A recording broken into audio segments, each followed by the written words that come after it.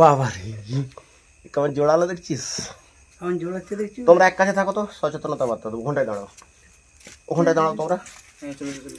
এখানটা কেছে লাঠিটা ফেলো, লাঠি ফেলে দাও, লাঠি ফেলে দাও, লাঠিটা ভালো মাছ।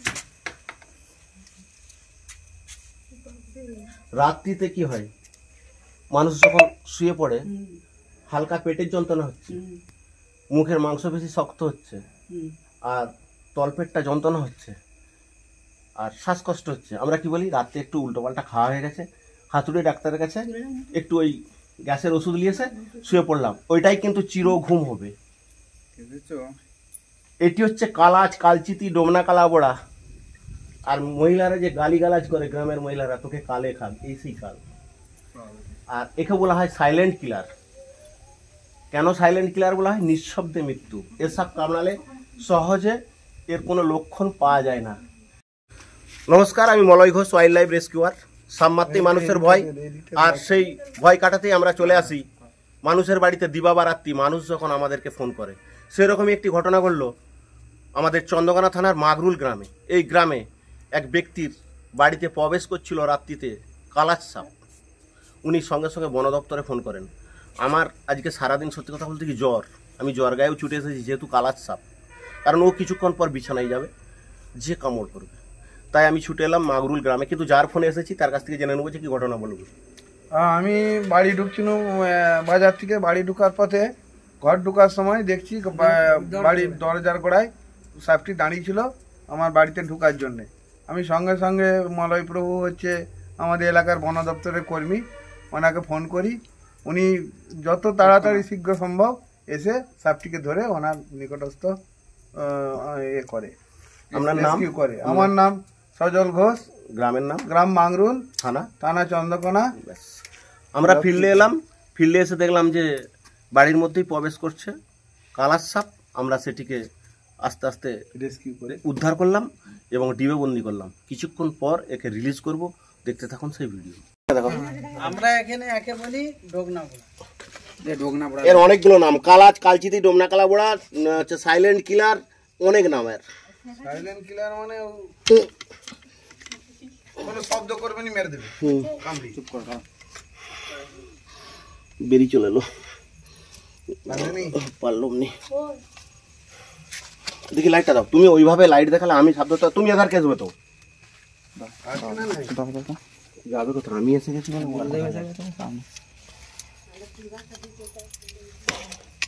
এরা লাফাতে পারে না। লাফাই যে লাফায়, ভালো লাফায়, একটু আধটু লয়, বড় বিরাট বিরাট বড় কালাজ। ওই জন্যই তো বলছি, এই পেছনের দিকে নাচ, পেছনের দিকে নাচ আছে। মুখটা কোথা? ওই মুখটা এগিয়ে দিকে এগিয়ে আছে, হ্যাঁ এই দেয়ালের দিকে আছে। তাহলে আমি হাতে করে ধরি ওকে,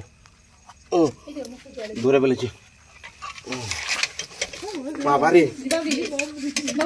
খুব বড় কালাজ। কালাজ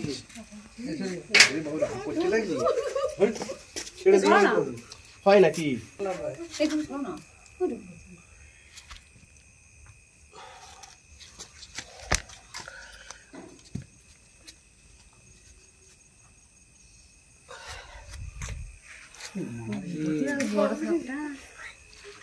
বাবারে, কেমন জোড়ালো দেখছিস?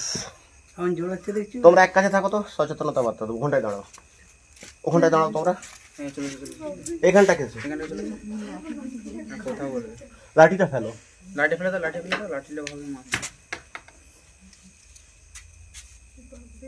রাত্রিতে কি হয়, মানুষ যখন শুয়ে পড়ে হালকা পেটের যন্ত্রণা হচ্ছে, মুখের মাংস বেশি শক্ত হচ্ছে, আর তলপেটটা যন্ত্রণা হচ্ছে, আর শ্বাসকষ্ট হচ্ছে। আমরা কি বলি, রাত্রে একটু উল্টোপাল্টা খাওয়া হয়ে গেছে, হাতুড়ে ডাক্তারের কাছে একটু ওই গ্যাসের ওষুধ নিয়েছে, শুয়ে পড়লাম, ওইটাই কিন্তু চির ঘুম হবে।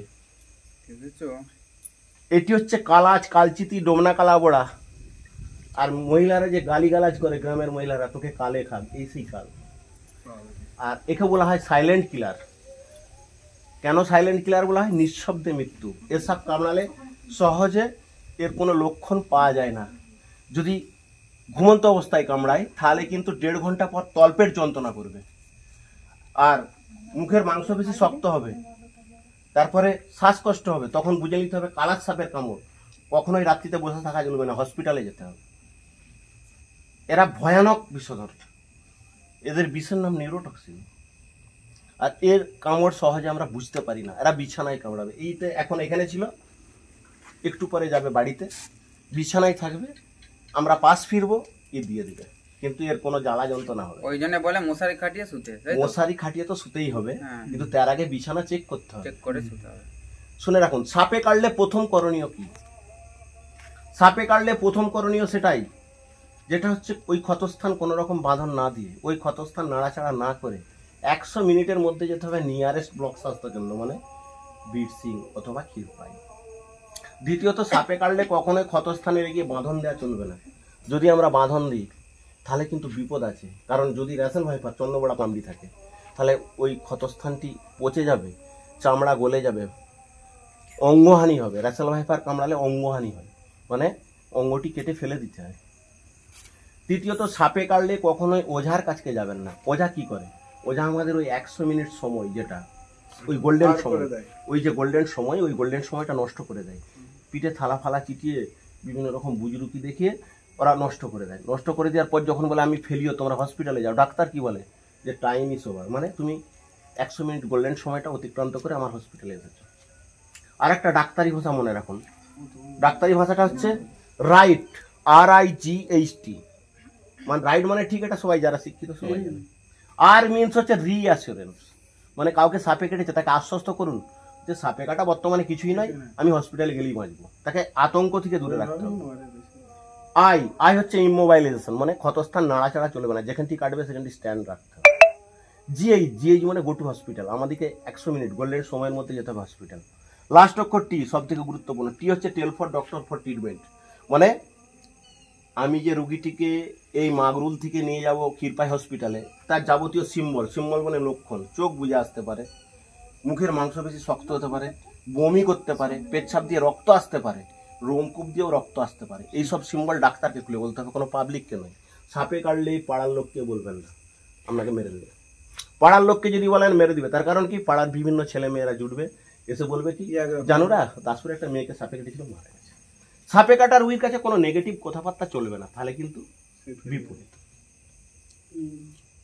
আর এটি হচ্ছে ভয়ানক বিষধর, এরা বিছানায় কামড়ায়, এরা বিছানায় থাকে, আমরা বিছানায় শুলাম, এরা বিছানায় গেল রাত্রি 10টার পর, আমরা পাশ ফিরবো, এ দিয়ে দিবে, কিছুক্ষণ আমরা 1.5 ঘন্টা পর বুঝতে পারবো, আর জেগে থাকলে সঙ্গে সঙ্গে বুঝতে পারবো। আমরা যখনই সিম্বল বুঝতে পারবো যে রাত্রিতে তলপেট যন্ত্রণা করছে, মেন তলপেট যন্ত্রণা করবে, তারপরে আস্তে আস্তে মুখের মাংসপেশি শক্ত হবে, শ্বাসকষ্ট হবে, বুঝে নিতে হবে কালার সাপের কামড়, খাওয়া দাওয়ার জন্য ওটা হয়নি। আর বলছি এইটা মানে কি সতর্ক আছে, এটা হচ্ছে আপনাকে বাড়িতে ব্লিচিং নেকড়ার ছেড়ে ওই ব্লিচিং দিয়ে রাখতে হবে। হায় রে, আমার জামার ভিতরে গলে গেছে, এই হায় হায় হায় হায়, জামার ভিতরে গলে গেছে। এটা খুবই বড়, প্রায় 3 ফুটের আপ। তোমাকে বললাম তো, বলছি কি নেকড়া কিরকম হয়, ধাড়িটা কত? এরা সাধারণত 4 ফুট হাইস্ট হয়, এটি প্রমাণ 3.5 ফুট, মানে এই প্রমাণ সাপ। এরা একা নয়, এরা মানে অনেকগুলি একসাথে থাকে, এরা পরিবার থাকে। তার মানে আপনার বাড়ির এলাকায় আছে, সাবধান হন, রাত্রিতে বিছানা ঝেড়ে শুবেন, তারপরে মশারি খাটাবেন। আগে বিছানা চেক করে মশারি খাটাবেন, মশারি খাটাটা পরের ব্যাপার, আগে বিছানা চেক করবেন। এরা রাত্রিতে আপনার বিছানায় যাবে, এখন ছিল গেটে, একটু পরে যাবে বিছানায়। একটা ডিবে দিন, ডিবে, এরা ভয়ঙ্কর বিষয়। আমরা এটাকে ডোমনা বোড়া বলছি। এ ডোমনা কালাবোড়া, কালাজ, কালচিতি, সাইলেন্ট কিলার, কালনাগ, এটা সব দিকে অবস্থা রে, আমি ধরে আছি তো, একটা ডিবে দিন। না না, আমি যে কি করছি এটা করবে না, না না না, আমি ওটা করব, এটা কখনোই ওইটা বলিনি, যথেষ্ট ফাটবে না মুখ, না ওইটাই হয়ে যাবে। আগে 2টো ফুটো করো, আগে আমি একটু বাঁচাতে এসেছি, মারতে এসেছি। একটা গুঞ্চু করো। বড় হয়ে যাবে যে। বড় হোক না। কই আচ্ছা করেছো তো? হ্যাঁ হ্যাঁ করেছে। এই হয়ে গেছে আর কিছু করতে হবে, হয়ে গেছে। আচ্ছা এইটা ফাঁকা দিয়ে ছাড়বে না দাঁত ভাঙবে? দাঁত কেন এগুলো ভাঙবে? হয়? তোমরা এগুলো বিশ্বাস করো? একবার সেই সাপুড়ের কথা বিশ্বাস করো তোমরা? দাঁত ভেঙে কি হয়? আবার দাঁত বুঝি আমি কি একে খেলাতে যাবো যে দাঁত ভাঙতে যাবো? এরা ধরে, এ তো বন দপ্তরে তো ধরে নিয়ে আবার বনে জঙ্গলে ছেড়ে দিবে। আমাদের কাজই হচ্ছে একে বাঁচিয়ে রাখা। কি বুঝতে পেরে গেছে, ওজনে ঢুকবে নি বলছে। একটু বুঝতে পারলে হবে কি বাবা, তুমি দুটো এত মানে সাপটা পিছিল না মোবিলের মতো কিছু এই যে প্রভু এগিয়ে যাও। খাওয়া দাওয়া দাও। তুমি একদম চুপ করো, করো ওর মতো করে। কায়দা করতে দাও। যাবি কোথা থেকে? এই আবার দেখছো হাঁ করতে যাচ্ছে কেমন? ও তো বুঝতে পারছে না আমাদের ডিবে প্রবেশ করা জীবনটা ছোট হয়ে গেছে। না, ডিবেটা বড়ই আছে। চলো চলো চলো চলো। লাফা যাওয়ার কি? কি বলে নাকি বিরাট মুখ লাফা। ঘুরিয়ে আচ্ছা খাপটা কাছে রাখো। ওরা চুপ করো না গো। ধরে ওর মতো করে কাজ করতে দাও না। ও ওকে সারাদিন একটা করে